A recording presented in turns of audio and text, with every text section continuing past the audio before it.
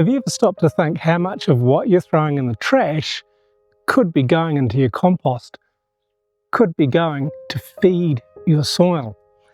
I want to share with you some of the maybe a little bit unusual things that we add to our compost and also what we use to give it the bulk it needs. And I'll also share with you some of the things that we definitely do not put in our compost and one bonus tip on something that we use to really help it make the most benefit to our garden possible. First off, the things that give our compost the bulk, which is our lawn clippings and our bamboo leaves. So the lawn clippings are giving it nitrogen, the bamboo leaves are giving it carbon, and when they're layered and mixed, it produces a really good balance in the compost. And by layering it like this, it's helping the compost have enough air in it so that if it gets too compacted, so if it was only lawn clippings, these are going to compact down and become anaerobic. There's no airflow, there's no air movement, and this is going to lead to an anaerobic compost, which is just going to go sludgy and stinky. So having that balance really helps. And we use other things from our garden to help provide different nutrients and to provide a bit more dynamic in the compost. We have quite a few banana plants, both the leaves and the trunks. After the bananas are formed, we cut the trunk down, we chop it up and pop that in the compost. It holds a lot of water and a lot of potassium. It gives a lot of goodness.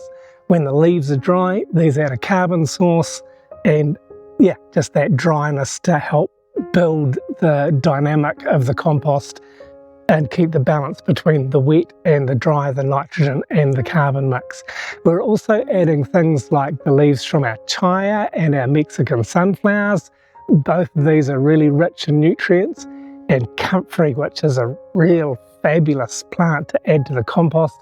It has deep tap roots, it draws lots of nutrients up from deep in the ground, and the leaves break down really quickly, helping to accelerate the decomposition in the whole compost pile. And from time to time, I'll add some leaf mold. I'll be going to areas where the fallen leaves are just sitting there and have got some depth to them, and I'll collect all of this up because down in the bottom there's natural mold, there's natural mycelium growing. It helps the compost when the fungus is introduced in this way. And a couple of other things that are not directly from our garden, but are from our garden waste. Well, one of them's from our pizza oven, it's the wood ash. So we're burning untreated wood in the oven. We will sprinkle some of this good clean ash on the compost as well, along with biochar that we make. So we're making biochar from bamboo and from tree prunings, and this also helps to really add a different dynamic to the compost because it gives microbes a place to live and it holds this goodness. They help to hold the goodness in the soil. In our kitchen, we've got a compost bucket, and in here we put all our natural organic waste that is going to be beneficial to the garden. I'll wait till the end because I'll tell you some tips about what not to include from your kitchen into this compost bin. But certainly all of our kitchen scraps from vegetables and things like that are going into it, and these will add a richness and a greater diversity to the compost than just the lawn clippings and the bamboo leaves will do. So things like coffee grounds also, these are going to add good nitrogen to your compost and the worms love them. And things like banana peels have got lots of potassium. There's all kinds of goodness that are available in food scraps that you might be throwing out. Pop them in the compost, let them break down, let them feed the soil, and let the soil feed the plants that are providing food in your garden. And one other thing that we add from our kitchen is our rice wash water. We'll wash the rice, we'll keep the water, add a little sugar to it so it ferments a bit, and this is also fabulous for the garden. We've got a whole video about that, so check it out if you're interested, because it adds great benefit to your compost. And we do add some to our compost that we bring in from outside, and this is the cattle manure. We buy bags of dry cattle manure. This is fabulous in the compost. And another thing that we add from time to time is a sprinkling of blood and bone, which we buy from outside as well. But that's about all. Most of what goes into our compost is from our own property here. And you can do this, we've got an acre of land, but even if you've only got a small garden, you can still make compost that is going to be so beneficial to be putting back into your soil. But as I mentioned earlier, there are a few things that are not good to go into your compost. Any fish, any meat, any bones, things like that, eggs, don't put them in your compost. These break down slowly and they're going to attract flies and pests. They're going to attract rodents, maybe dogs or cats. They're going to come and scratch around. And also dairy products are going to have the same negative effect in your compost. It's best just to leave them out and not include them because they're going to just end up stinky and horrible. You also don't want to introduce any diseased plants into the compost. You don't want that disease, whatever it is, to be spreading in your compost and then around your garden. And then also you don't want to include any weeds that are seeding. You don't want weed seeds. This is something I don't worry about too much because the weeds just go like crazy here no matter what we do. So if a few seeds end up in the compost, I'm not too bothered about it.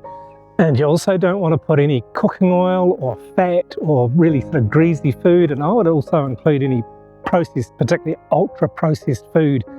These things take time, a long time to break down, and again they're going to be attracting undesirable elements, animals and pests into your compost. And also particularly with ultra processed food, you really don't know what's in it. You really don't know if it's breaking down or if it's being included back in deer food, and I'm not putting that type of food into my body, and I certainly wouldn't want to put it into my compost either. So basically anything that's been bought in a package that's been processed, do not add that to your compost either. We will also add some card and some paper occasionally, but only if it's uncoated and it's got the plastic tape taken off it. You don't want these things in your compost. And also, I mentioned before, we add wood ash, clean wood ash, to our compost. It's wood that's not been treated and we've burned it ourselves, so we know what's in it.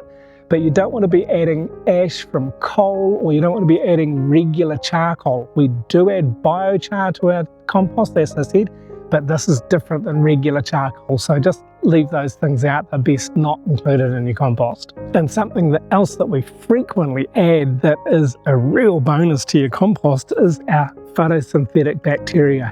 We will put it in the watering can, we'll top it up, and we will water this onto the compost.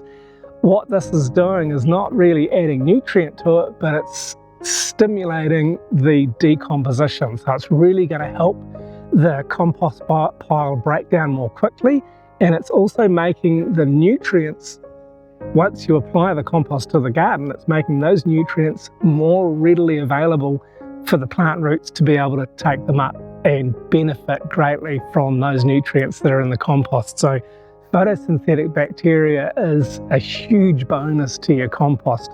And if you'd like to know more about how we make this and what we do with it, you can check out this video here, and also this one about making biochar, because these two things will add immense value to your compost. I hope you've enjoyed this. I hope you've learned something. Please click that like button and subscribe if you're new here, and thanks very much for watching all the way through.